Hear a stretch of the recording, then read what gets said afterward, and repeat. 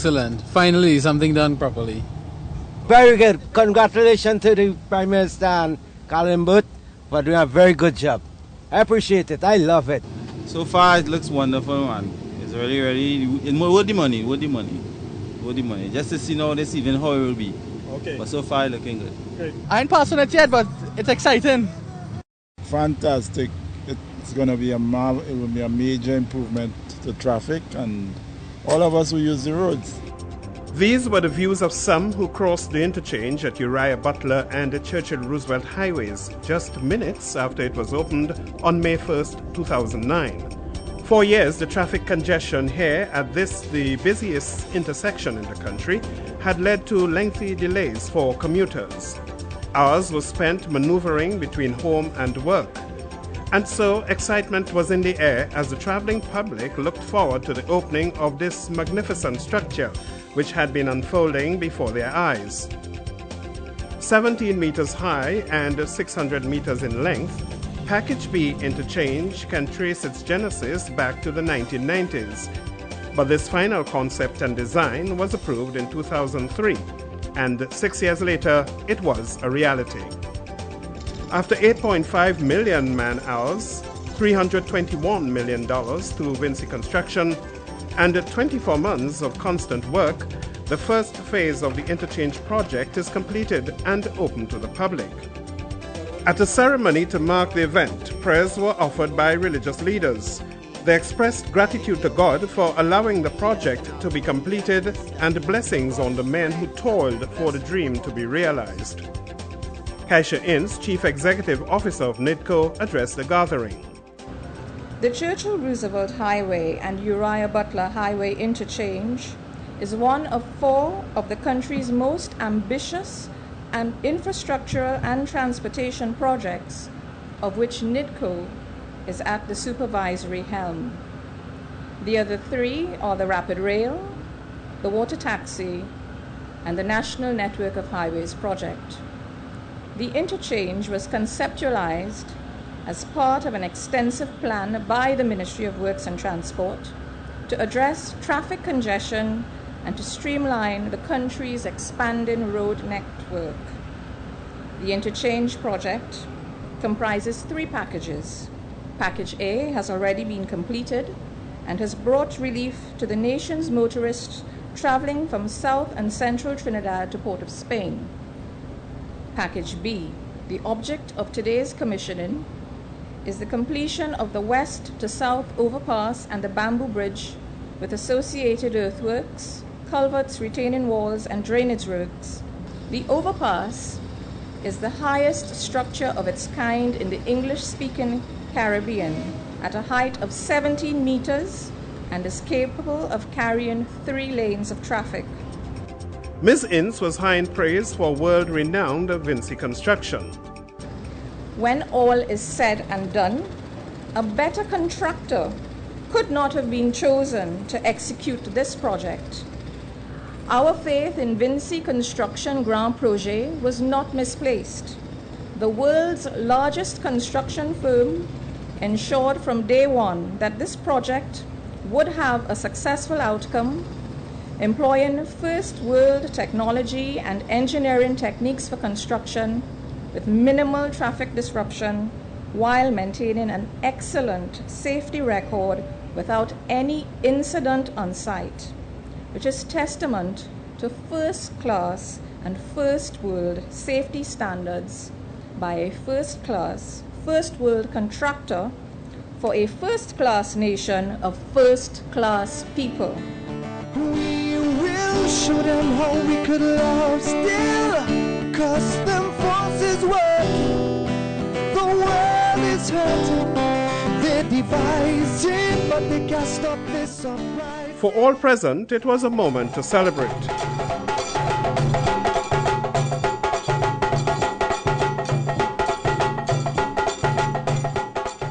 The key success factor of this project is what we call subsidiarity within our global team.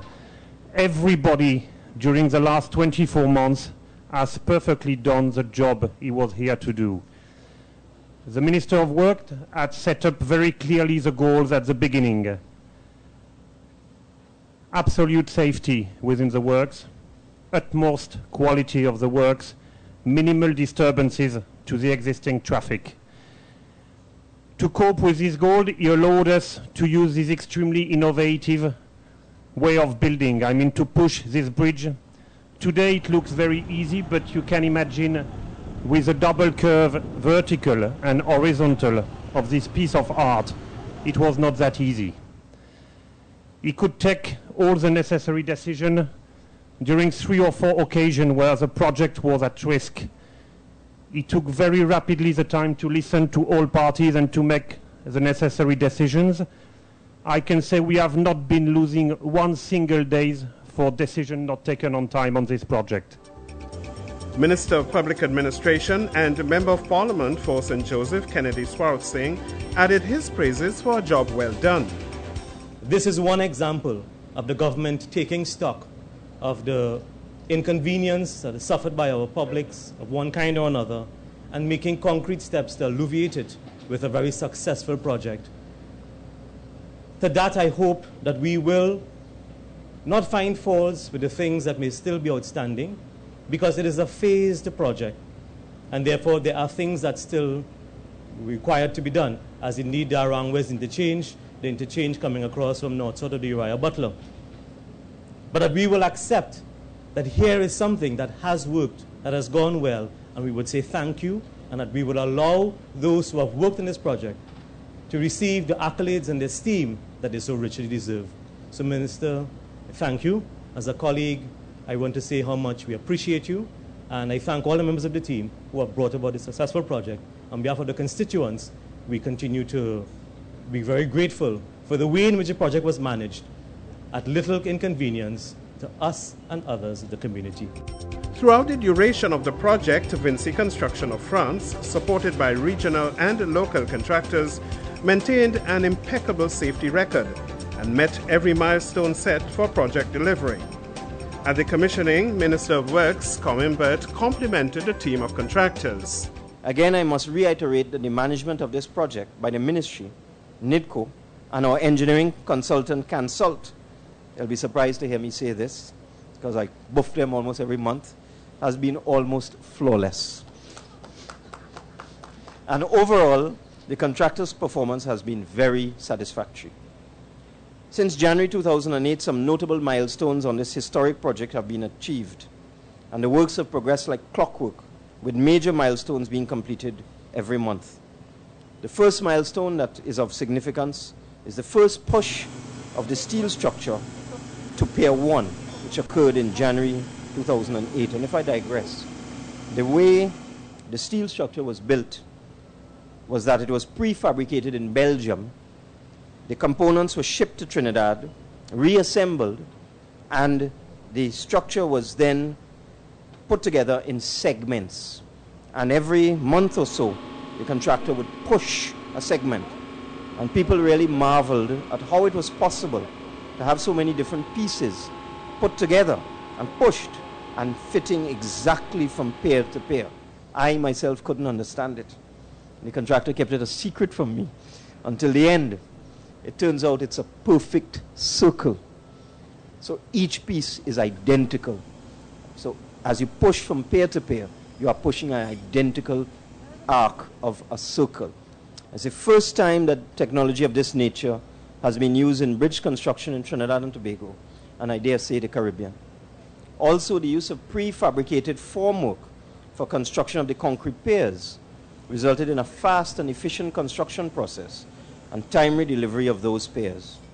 And I must interject, the Vinci rep made a point of it, but I must repeat specifically for the Minister of Labour, that not only have we completed this project in satisfactory time, but with over 1 million man-hours worked and over 250 workers on site, we have maintained exemplary health, safety, and environmental standards, recording no major accidents over a period of 2 years. Minister Imbert also spoke about plans to ease the traffic congestion. Ladies and gentlemen, it is not every day that a structure of this magnitude is constructed in Trinidad and Tobago, but this is just the beginning of this type of sophisticated construction in this country, as we move to construct overpasses and flyovers all the way along the east-west corridor, from this location to as far as Piaco in the east and beyond. As you may have heard from the MP for the area, in furtherance of this strategy, we're about to commence construction of a flyover at Aranguez, using Vinci once again. They were the most competitive bidder once again, thus allowing us to remove the remaining traffic lights at Aranguez and El Socorro and allowing free flow from Port of Spain to San Fernando. The widening of the Caroni River Bridge was also completed in time for the commissioning of the interchange. This further facilitates the free movement of traffic. It would be remiss of me if I did not also point out that together with the successful completion of this phase of the interchange project, the ministry has also achieved another long overdue objective through the widening of the Caroni River Bridge from 2 lanes to 3 lanes, with space for a 4th lane, planning for the future again, on the southbound carriageway. To the strains of Tassa and the music of Kes de Fentala, the ribbon was cut, formally opening the eagerly awaited Churchill Roosevelt and Uriah Butler Interchange.